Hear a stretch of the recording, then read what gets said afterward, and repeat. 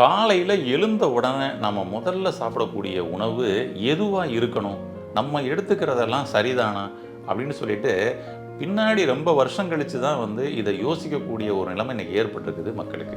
Bus ஸ்டாண்டில் இறங்கின சொல்ல காலை போயிட்டு முதல் உணவாகவே அது மாதிரி எண்ணெயில் பொரிச்ச உணவை சாப்பிடக்கூடிய பழக்கம் கூட இன்றைக்கி நிறைய பேருக்கு இருக்குது. அப்போ ஆக்சிஜன் நிறைந்த உணவு நம்ம அதிகமாக எடுக்கப்படும் பொழுது நம்மளுடைய உடம்புல இருக்கக்கூடிய அந்த உயிர் சக்தி மேம்படும், ரத்த ஓட்டம் சீராகும். அந்த இடத்துல இருக்கக்கூடிய கழிவை நீங்கள் நீக்காமல் நீங்கள் அதுக்கு மேலேயே மருந்து மாத்திரைகளை எடுத்துக்கிட்டே இருந்தால் அந்த நோய் தீராது. நரம்பு, கை நடுக்கம், இந்த மாதிரி நடுக்கங்களை போகும். இப்படி பல வகையில் சப்போர்ட் பண்ணி கொடுக்கும். மூளையை புத்துணர்ச்சியாக்கும், நல்ல ஞாபக சக்தி கூடும். ஹெல்த் கபே சேனல் வியூவர்ஸ் அனைவருக்கும் வணக்கம். இன்றைக்கி காலையில் எழுந்த உடனே நம்ம முதல்ல சாப்பிடக்கூடிய உணவு எதுவாக இருக்கணும், நம்ம எடுத்துக்கிறதெல்லாம் சரிதானா அப்படின்னு சொல்லிட்டு பின்னாடி ரொம்ப வருஷம் கழித்து தான் இதை யோசிக்கக்கூடிய ஒரு நிலைமை இன்றைக்கி ஏற்பட்டிருக்குது மக்களுக்கு. பொதுவாக காலை உணவாக அமிர்த உணவை நம்ம எடுத்துக்கணும் அப்படின்றது நம்முடைய முன்னோர்களின் கூற்று. ஆனால் நம்ம காலை உணவு என்ன எடுத்துக்கிட்டு இருக்கிறோம், கழிவு நீக்க உணவாவது எடுக்கணும் அட்லீஸ்ட்டு. ஆனால் என்ன பண்ணிக்கிறோம்னா கழிவு சேர்க்குற உணவாக எடுத்துக்கிட்டு இருக்கிறோம் அப்படின்னு சொல்லணும். காலையில் எழுந்த உடனேயே பெட் காஃபியில் தான் ஆரம்பிக்கிறது. இன்னும் சில பேர் காலையிலேயே பார்த்திங்கன்னா ஏதாவது ஒரு ஊருக்கு போனோம்னா சரி, அங்கே பஸ் ஸ்டாண்டு இறங்கின உடனே சுற்றி இருக்கிற கடை ஃபுல்லாக காலையிலேயே உளுந்த வடை, ஆமை வடை, அப்பம் அப்படின்னு சொல்லிட்டு இந்த எண்ணெயில் பொரித்த பலகாரம் 5 மணி 5:30 மணிக்கெலாம் இன்றைக்கி கிடைக்க ஆரம்பிச்சிருக்கு. பஸ் ஸ்டாண்டில் இறங்கின சொல்ல காலை போயிட்டு முதல் உணவாகவே அது மாதிரி எண்ணெயில் பொரிச்ச உணவை சாப்பிடக்கூடிய பழக்கம் கூட இன்றைக்கி நிறைய பேருக்கு இருக்குது.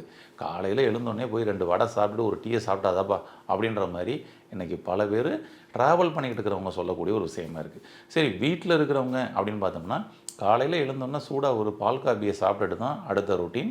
அடுத்து காலை உணவு முதல் உணவாக இன்றைக்கி பெரும்பாலும் தோசை உணவுகள் சாப்பிடக்கூடிய ஒரு பழக்க வழக்கம் வந்திருக்குது. நீங்கள் ட்ராவல் பண்ணாலும் சரி, வீட்டில் இருந்தாலும் சரி, இன்றைக்கி காலை உணவு தோசை தான். சில பேர் இட்லி தோசை இல்லை சப்பாத்தி, இது மாதிரி தான் இன்றைக்கி காலை உணவே எடுக்கக்கூடிய ஒரு சூழல் இருக்குது. இந்த தோசை உணவு அப்படின்னு சொல்லி பார்க்கும் பொழுது அது நல்ல கார்பன் டை ஆக்சைடு அதிகமாக நிறைந்த உணவுன்னு சொல்லலாம். அதனால் காலை உணவை நம்மளுடைய முன்னோர்கள் சொன்ன விஷயம் என்னென்னா ஆக்சிஜன் நிறைந்த உணவை அதிகமாக எடுங்கன்றாங்க. அப்போ ஆக்சிஜன் நிறைந்த உணவு நம்ம அதிகமாக எடுக்கப்படும் பொழுது நம்மளுடைய உடம்பில் இருக்கக்கூடிய அந்த உயிர் சக்தி மேம்படும், ரத்த ஓட்டம் சீராகும், உடம்பை ஆரோக்கியப்படுத்துறதுக்கு வசதியாக இருக்கும். ஆனால் ஆக்சிஜன் இல்லாமல் கார்பன் டை ஆக்சைடு உணவுகளை நம்ம எடுத்துக்கப்படும் பொழுது பாருங்களேன், அப்போ உயிருள்ள பொருளை நம்ம சாப்பிட்றதை விட்டுட்டு உயிரற்ற பொருள், ஒரு பொருள் இருக்கக்கூடிய உயிரை ஃபுல்லாக எடுத்ததுக்கப்புறம் நம்ம சாப்பிடக்கூடிய பழக்க வழக்கம் தான் இன்றைக்கி அதிகமாக இருக்குது. அதனால தான் ஃப்ரிட்ஜில் வச்சு கூட சாப்பிடக்கூடாது அப்படின்றாங்க. ஃப்ரிட்ஜுக்குள்ளே வைக்கப்படும் பொழுது அதுலேயும் அந்த பொருளினுடைய உயிர் சக்தி காணாமல் போயிடும். அது அதே போல் அதிகமாக சூடு பண்ணி, அதிகமாக கூலிங் பண்ணாலும் சரி, அதிகமாக சூடு பண்ணாலும் சரி, அப்போ அதில் இருக்கக்கூடிய அந்த உயிர் சக்தி காணாமல் போயிடும் அப்படின்றாங்க. ஆனால் அதனால் காலை உணவு அப்படின்றது இன்றைக்கி 2 கிளைமேட்டாக நமக்கு இருக்குது. மழை கிளைமேட் இருக்குது, வெயில் கிளைமேட் இருக்குது. அப்போ மழை கிளைமேட்டில் காலையில் எழுந்த உடனே நம்ம சூடாக டீ சாப்பிடணும்னு நினைக்கிறோம். காலையில் வெயில் கிளைமேட்டில் நம்ம ஏதாவது கூலிங்காக சாப்பிடணும்னு நினைக்கிறோமா? கிடையாது. அப்பையும் காலையில் அதே டீ தான் சாப்பிட்றோம். அந்த இட்லி தோசை நல்லா சூடாக சாப்பிடணும்னு மழை சமயத்தில் நினைக்கிறோம். அதே தோசையை திரும்ப வெயில் சமயத்துலையும் அதே போல் சூடாக சாப்பிடணும்னு நினைக்கிறோம். அப்போ நம்மளுடைய பாடியில் இருக்கக்கூடிய அந்த டெம்பரேச்சரை பேலன்ஸ் பண்ணக்கூடிய ஒரு விஷயம் நடக்குதா அப்படின்னா நடக்கலை. அப்போ அந்த பாடியில் இருக்கக்கூடிய அந்த வெப்பம், அதிகப்படியான வெப்ப தாக்கம் தான் இன்றைக்கி பல நோய்களுக்கு காரணமாக இருக்குது. உள்ளுக்குள்ளே கழிவுகளின் தேக்கத்துக்கும் காரணமாக இருக்குது. அதனால் காலை உணவு ரொம்ப ரொம்ப முக்கியம். இந்த காலை உணவை அமிர்த உணவாகவும் கழிவு நீக்க உணவாகவும் நம்ம எடுத்துக்கிட்டோம் அப்படின்னோம்னா அது என்றென்றும் ஆரோக்கியமாக வாழ்கிறதுக்கு வழிவகுக்கும். இப்போ நோய்வாய்ப்பட்டிருக்கோம் அப்படிங்கும் பொழுது, நோய்வாய்ப்பட்டிருக்கும் பொழுது நம்ம நிறைய மருந்து மாத்திரை எடுத்து அதோட சிம்டம்ஸை ஆஃப் பண்ணணும்னு நினைக்கிறோமே தவிர அந்த நோயிலிருந்து வெளிவருவதற்கான ரூட் காசஸ் என்ன, அந்த ரூட் என்ன இருக்குதுன்னு சொல்லிட்டு நம்ம பார்க்குறதில்ல. அப்போ அந்த நோயிலிருந்து முழுமையாக வெளிவரணும் அப்படின்னு சொல்லி சொன்னோம்னா ஃபஸ்ட்டு அது எந்த உறுப்பு சார்ந்து இருக்குது, எந்த இடத்துல அந்த நோய் தாக்கம் இருக்குதோ அந்த இடத்துல கழிவுகளின் தேக்கம் இருக்குன்றதை பாருங்கள்.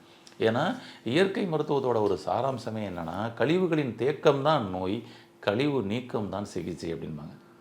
அப்போ அந்த இடத்துல இருக்கக்கூடிய கழிவை நீங்கள் நீக்காமல் நீங்கள் அதுக்கு மேலேயே மருந்து மாத்திரைகளை எடுத்துக்கிட்டே இருந்தால் அந்த நோய் தீராது. ஏன்னா அங்கேருந்து இப்போ ஒரு கழிவு தேங்கி கிடக்குது, அங்கேருந்து கொசு உற்பத்தி ஆகிக்கிட்டே இருக்குது. ஆனால் நம்ம என்ன பண்ணிக்கிறோம்னா அதுக்கு ஏதாவது லிக்விட் இருக்கா, நம்ம வந்து ஏதாவது வந்து உடம்புல வந்து ஏதாவது பூசிக்கலாமா, நம்ம டோட்டலாக அந்த ரூமுக்குள்ளேயே கொசு வராமல் ஏதாவது வந்து ஒரு லிக்விட் வச்சு பாதுகாத்துக்கலாமா, இல்லை கொசு பேட்டை வச்சு அடிச்சிடலாமான்னு தான் நினைக்கிறோம். ஆனால் அந்த கொசு உருவான இடம் அந்த சாக்கடையாக இருக்குது, அந்த சாக்கடையை சுத்தப்படுத்திட்டோம்னா கொசுவே உருவாகாதே அப்படின்னு நம்ம யோசிக்கிறது இல்லை.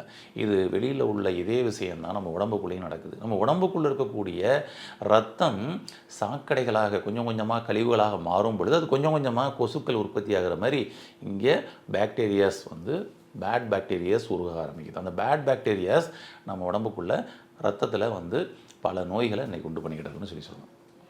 அப்போ அந்த ரத்தத்தை சுத்தப்படுத்தக்கூடிய ஒரு வேலையை நம்ம பண்ணோமான்னு பாருங்கள், பண்ணலை. அதற்கு காலை வேலை ரொம்ப ரொம்ப மிக முக்கியமான ஒரு விஷயம். அப்போ காலையில் நாம் வந்து என்ன மாதிரியான உணவை எடுத்துக்கலாம் அப்படின்னா, நான் ஒரு சில சாய்ஸ் சொல்கிறேன். இந்த சாய்ஸை நீங்கள் எடுத்து பாருங்கள், என்ன மாட்டானதுன்னு பாருங்கள். 3 ஹாட்டான ஐட்டம், 2 கூலிங்கான ஐட்டம். இதில் நீங்கள் ஆல்டர்னேட்டிவாக நீங்கள் வந்து சாப்பிட்டுக்கலாம். ஃபஸ்ட்டு 3 ஹாட்டான ஐட்டம் அப்படின்றது ஃபஸ்ட்டு விஷயம், நல்ல ஒரு 100லேருந்து 150 ml வந்து வார்ம் வாட்டர் எடுத்துக்கோங்க.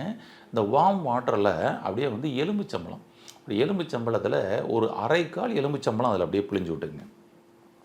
பிழிஞ்சு விட்டுட்டு நீங்கள் டைரெக்டாக சாப்பிடலாம், நமக்கு தேவைப்பட்டால் இனிப்புக்கு சேர்த்துக்கலாம். அப்போ ஹனி சேர்த்துக்கலாம். நம்ம வந்து ஒயிட் சுகர் சேர்க்கக்கூடாது, நாட்டு சர்க்கரையும் கூட சேர்க்கக்கூடாது தான், சரிங்களா? ஆமாம்.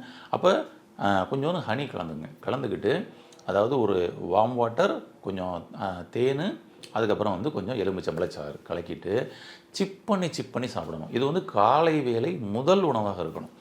இது என்ன மாற்றம் நடக்கும் அப்படின்னா, நம்முடைய செல்களில் இருக்கக்கூடிய மெட்டாபாலிசம் டாக்ஸின்ஸ் வந்து வெளியேற்றப்படும். இதை நீங்கள் தொடர்ந்து ஒரு வாரம் எடுத்து வந்தீங்கனாலே ஒரு வாரத்துலேயே உங்களுக்கு மாற்றம் தெரியும். உங்களுடைய ஸ்கின்னில் அந்த மாற்றம் தெரியும், சைனிங்காக மாறும். அதுக்கப்புறம் நெஞ்சு கரிப்பு, எதுக்கழிப்பு, பேர்னிங் சென்சேஷன் இது மாதிரிலாம் உங்களுக்கு ஏற்பட வாய்ப்பே இல்லை. இந்த காலையில் எடுக்கக்கூடிய டீ இரவு வரை உங்களுக்கு புத்துணர்ச்சியாக வச்சுக்கிறோம், அவ்வளவு மாற்றத்தை கொடுக்கும். உடம்பில் இருக்கக்கூடிய செல்களினுடைய கழிவுகள் வெளியேற்றப்படும். வியர்வையே வேர்க்காதவங்களுக்கு கூட வேர்வை வேர்க்கிறதுக்கான ஒரு சோர்ஸை ஏற்படுத்தி கொடுக்கும். அதே போல் இன்னொரு ஆப்ஷன், 2வது ஆப்ஷன் என்னென்னா, அதே போல் 100லேருந்து 150 ml தண்ணி. இப்போ இஞ்சி சாறு, அந்த இஞ்சி சாறு அப்படியே வந்து புழிஞ்சு விட்டுட்டு, அதுக்கப்புறம் வந்து அதில் ஒரு ஸ்பூன் வந்து தேன் கலந்துக்கணும். தேன் கலந்துட்டு இஞ்சி, தேன், சுடுதண்ணி, வார்ம் வாட்டர் கலந்துட்டு இதை வந்து சாப்பிடுங்க. இதுவும் அதே போல் சிப் பண்ணி தான் சாப்பிடணும். இது ரொம்ப ரொம்ப அருமையாக இருக்குங்க. பல நாள் உங்களுக்கு தீராத நோய்கள் இருந்தால் கூட அதை தீர்த்து வைக்கிறதுக்கு இது ரொம்ப அருமையாக சப்போர்ட் பண்ணி கொடுக்கும். ஆன்டி ஆக்சிடென்ட் நமக்கு வந்து பயன்படும். என்றும் இளமையாக வச்சுக்கிறதுக்கு இஞ்சி தான் சொல்லுவாங்க. இஞ்சி இளவரசின்பாங்க. அப்போ என்றும் இளமையாக வச்சுக்கக்கூடிய ஒரு தன்மை இதுக்குள்ளே நடக்கும். ஆமாம், கழிவு நீக்கத்துக்கு இவர் உள்ளே என்ட்ரானாலே உள்ளுக்குள்ளே இருக்கக்கூடிய கழிவு பயப்படும். அந்தளவுக்கு ஒரு நபர் வந்து இந்த இஞ்சி. அப்போ இந்த காலையிலேயே நம்ம வந்து இந்த மாதிரி இஞ்சி டீயை நம்ம எடுத்துக்கப்படும் பொழுது அல்சர் இருக்குதுங்க அப்படின்லாம் நீங்கள் வந்து ஒன்றும் பயப்பட தேவையில்லை. அதுக்கப்புறம் காலை உணவில் சில மாற்றத்தை கொண்டு வந்தீங்கன்னா சரியாக வந்துடும். இன்னொன்று, இஞ்சி சாராக நம்ம சொட்டு கணக்கில் நம்ம வந்து விட்டுட்டு கொஞ்சம் தேன் கலந்து சாப்பிடும் பொழுது அது நமக்கு வந்து பெரிய டிஸ்டர்பன்ஸ் இருக்காது. இதுவும் அதே போல் நெஞ்சு கரிப்பு, எதுக்கழிப்பு, பேர்னிங் சென்சேஷன் எல்லாத்தையும் கிளியர் பண்ண ஒன்று. அடுத்தது உங்களுடைய நரம்பு மண்டலங்களை பலப்படுத்தும். அப்போ நர்வஸ் வீக்னஸ் இதுக்குள்ளே வந்து சரியாகும். அந்த நரம்புகளில் சிக்னல்கள் போகக்கூடிய தடைகளை இது வந்து போக்கும். நரம்பு கை நடுக்கம், இந்த மாதிரி நடுக்கங்களை போகும். இப்படி பல வகையில் சப்போர்ட் பண்ணி கொடுக்கும். மூளையை புத்துணர்ச்சியாக்கும், நல்ல ஞாபக சக்தி கூடும். அப்போ எப்பயுமே நல்லா ஆக்டிவாக வச்சுக்கிறோம். அவ்வளோ விஷயத்தை பண்ணி கொடுக்கும் இஞ்சி. ஆமாம், அப்போ இஞ்சி டீ மாதிரி ஒரு டீ மாதிரி வந்து நீங்கள் வந்து சாப்பிடலாம், பெட்டர். அதே போல் 3வது ஒரு விஷயம் சொல்கிறேன், இதுவும் ஹாட்டு தான். என்னென்னா, ஒரு 100லேருந்து 150 ml தண்ணி, அதில் ஒரு ஸ்பூன் மஞ்சள் தூள் கலந்துக்குங்க. ஆமாம், டெர்மரிக் மஞ்சள் தூள் கலந்துக்கங்க. கலந்துட்டு அதை அப்படியே வந்து நீங்கள் வந்து சாப்பிடுங்க. இப்போ நீங்கள் தேன் கலந்துக்கலாம், இல்லை டைரெக்டாகவே கூட சாப்பிட்லாம், ஒன்றும் பிரச்சனை இல்லை. ஓகேங்களா? ஆமாம், இதில் வந்து குர்குமின் அப்படின்னு சொல்லக்கூடிய ஒரு என்சைம் இருக்குது. இது நமக்கு வந்து நோய் எதிர்ப்பு சக்தியாக நமக்கு வந்து பயன்படுது. நீங்கள் பார்த்துருப்பீங்க, அந்த காலத்தில் இருந்து நமக்கு அந்த நோய் எதிர்ப்பு சக்தி அப்படின்னாலே அந்த மஞ்சளை தான் அப்போ இருந்து சேர்த்துக்கிட்டே வந்திருந்தாங்க. அன்றைக்கு வந்த காலரா நோயாக இருக்கட்டும், அம்மை நோயாக இருக்கட்டும், இப்படி வந்த தொற்று நோய்கள் எல்லாத்துக்கும் அவங்க இந்த மஞ்சளை தான் வந்து பயன்படுத்துனாங்க.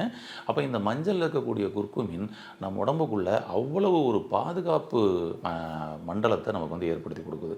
அதனால் இந்த சோர்ஸ் வந்து ரொம்ப அருமையாக உங்களுக்கு வந்து பயன்படும். அப்போ இதை நீங்கள் வந்து எடுத்துக்கலாம். ஒரு டம்ளர் தண்ணியில் குர்குமின் மட்டும் வந்து, அதாவது மஞ்சள் பொடி கலந்துட்டு அப்படியே சாப்பிட்றலாம். தேவைப்பட்டால் தேன் கலந்துக்கலாம். இப்போ 3 ஹாட்டு ஓகேங்களா ஆயிடுச்சுங்களா. கொஞ்சம் ஹீட்டாக சாப்பிட்ற மாதிரி 2 ஐட்டம் உங்களுக்கு கூலிங்காக சாப்பிட்ற மாதிரி சொல்கிறேன். ஓகேங்களா, எடுத்துக்கலாம். ஏன்னா நீங்கள் வந்து இந்த கிளைமேட் சேஞ்ச் சமயத்தில் கூலிங்காகவும் சாப்பிடணும் அப்படின்னு உங்களுக்கு விருப்பப்படும். அதே போல் வந்து கூலிங்கான ஒரு கிளைமேட்டில் ஹாட்டாக சாப்பிட்ணும்னு நினைப்பேன். அப்போ நீங்கள் அதை எடுத்துக்கலாம். கூலிங்காக என்ன சாப்பிட்லாம் அப்படின்னா, ஒரு நெல்லிக்காய் ஜூஸ் சாப்பிடுங்க. காலையில் நம்ம எம்டி ஸ்டொமக்கில் அதான் போகணும். இல்லைங்க நான் ஒரு பெட் காஃபி சாப்பிட்டுட்டு சாப்பிட்லாமா? கிடையாது. காலை உணவே முதல் உணவே அதுதான். அப்போ ஒரு 150 ml வந்து ஒரு பெருநெல்லி ஜூஸ். பெருநெல்லியை பற்றி நீங்கள் வந்து கேள்விப்பட்டிருப்பீங்க. ஆமாம், ஏன்னா இதில் வந்து அறுசுவை உணவு அப்படின்னாலே அது வந்து நெல்லிக்கனி அப்படின்பாங்க. எல்லா விட்டமின்ஸ் மினரல்ஸ் எல்லாத்தையும் கிடைக்க வைக்கும். என்றும் இளமையாக வச்சுக்கிறதுக்கு இதுதான் பண்ணாங்க. 60 வயசுலேயும் இன்றைக்கி 20 வயசு மாதிரி இருக்கணும் அப்படின்னு சொல்லி சொன்னோம்னா அதுக்கு வந்து நெல்லிக்காய் தான் பெஸ்ட்டு அப்படின்ட்டாங்க. ஆமாம். அப்போ இந்த நெல்லிக்காய் ஜூஸ் காலையில் எடுத்து வரப்படும் பொழுது உங்களுக்கு பெருங்குடலை நல்லா க்ளீன் பண்ணிடும், மோசம் நல்லா ஃப்ரை பண்ணி விட்டுரும், ரத்த குழாயை நல்லா உங்களுக்கு நல்லா எனர்ஜியாக வச்சுக்கிறோம், ரத்தத்தை நல்லா சுத்தப்படுத்தி சர்க்குலேஷனை நல்லா இம்ப்ரூவ் பண்ணி கொடுத்துரும். நரம்பு மண்டலம், எலும்பு மண்டலம் எல்லாத்துக்கும், தசை மண்டலம், அப்படி எல்லாத்துக்கும் இது சக்தி ஊட்டும். தேவையான அளவுக்கு கால்சியம் இதில் இருக்குது. போனும் நல்லா ஸ்ட்ரென்தன் ஆகும். சரிங்களா. அதனால் காலை வேலை உணவில் ஜூஸாக சாப்பிடணும்னு நினச்சிங்கன்னா இந்த மாதிரி வந்து பெருநெல்லி ஜூஸ் எடுத்துங்க. ஆப்ஷன் இன்னொன்று போனோம்னா அடுத்து வெண்பூசணி ஜூஸு. சரிங்களா. ஒரு வெண்பூசணியை ஜூஸ் பண்ணுங்கள். அதில் வந்து இதுலேயும் குர்குமின் வந்து மிக்ஸ் பண்ணிக்கலாம். பெட்டர். மஞ்சள் வந்து கொஞ்சம் கலந்துக்கிட்டு வெண்பூசணி சாறும் இந்த மஞ்சள் தூளும் கலக்கப்படும் பொழுது இது ஒரு மாதிரி கோல்டன் நிறத்தில் வந்துருக்குங்க. இது ஒரு ஜூஸு. இதை நீங்கள் எடுக்கப்படும் பொழுது இது நிறைய மாற்றங்களை கொடுக்கும். நம்ம உடம்புல இருக்கக்கூடிய தேவையில்லாத நீர்க்கழிவுகளை வெளியேற்றும். கிட்னியை நல்லா பலப்படுத்தி கொடுக்கும். உடம்பு வந்து ஊழச்சதை போட்டிருக்குன்னா அதை குறைக்கும். அதாவது ஒபிசிட்டி இருக்குதுன்னா அதை வெயிட் லாஸ் பண்ணுறதுக்கும் இது நல்லா சப்போர்ட் பண்ணி கொடுக்கும். உள்ளுக்குள்ளே ஏதாவது இன்ஃபெக்ஷன், இன்ஃப்ளமேஷன்ஸ் இருக்குதுன்னா அதையும் எடுக்கிறதுக்கு பயன்படும். கழிவு நீக்கத்துக்கான ஒரு அற்புதமான ஒரு நபர் வந்து இந்த வெண்பூசணி சாறு. இந்த வெண்பூசணி சாறும் மஞ்சளையும் மட்டும் நீங்கள் வந்து கலந்து சாப்பிட்டு பாருங்கள் என்ன மாற்றம் நடக்குதுன்னு. இப்போ 5 வகையான சோர்ஸ் உங்களுக்கு சொல்லியிருக்கிறேன், ஹாட்டும் கோல்டும். இதை நீங்கள் ஆல்டர்னேட்டிவாக நான் டெய்லி எடுத்துக்கலாமா, ஒரு வாரத்துக்கு இதை மாற்றி எடுத்துக்கலாமா? தாராளமாக எடுத்துக்கலாம். ஒரு வாரத்துக்கு கண்டினியூஸாக எடுத்துக்கலாமா ஒரே ஐட்டம்? தாராளமாக ஒரே ஐட்டமே கூட நீங்கள் கண்டினியூஸாக எடுத்துக்கலாம், தவறே கிடையாது. ஓகேங்களா. இது எல்லாமே உங்கள் உடலில் இருக்கக்கூடிய கழிவுகளை நீக்கி உங்களுக்கு நல்ல சக்தியூட்டக்கூடிய ஒரு விஷயத்தை பண்ணி கொடுக்கும். இதை ட்ரை பண்ணி பாருங்கள். உங்களுடைய நோயிலிருந்தும் வெளிவரலாம். நோயே இல்லாமல் இருக்கிறீங்கனாலும் என்றென்றும் இளமையாக புத்துணர்ச்சியோடு இருக்கலாம். ட்ரை பண்ணி உங்களுக்கு கிடைக்கிற அனுபவங்களை கமெண்ட் பாக்ஸில் பதிவு பண்ணுங்கள்.